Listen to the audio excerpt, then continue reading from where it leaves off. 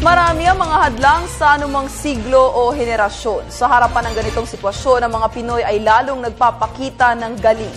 Ito ang ating mga Pinoy inventors.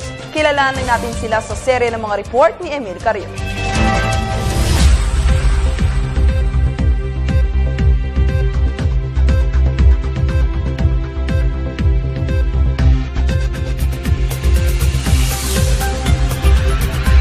Iba't ibang pangangailangan, iba't ibang hamon. Ito ang sinasagot ng grupo ng mga Filipino Inventor Society na sinimulan taong 1943. Ang pagsubok ng mga panahong iyon ay ang Second World War na kung saan ang bansa ay sinakop rin ng mga dayuhang Hapones. Pero matapos ang mga taong iyon ay patuloy ang pagangat ng grupo kasamang iba't ibang mga miyembro na lumikha ng mga kakaiba, ngunit kapaki-pakinabang ng mga imbensyong sagot sa hamon ng kasalukuyan.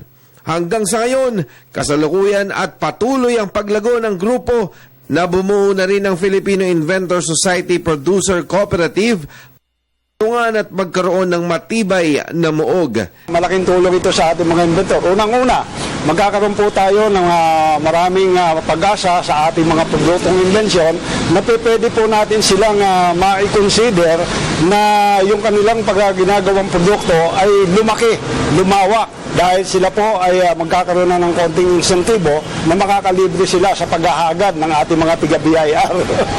Di ba? Okay, panawagan ninyo po sa ating iba pang mga supporters at ng mga inventors. Ang inyong pong panawagan.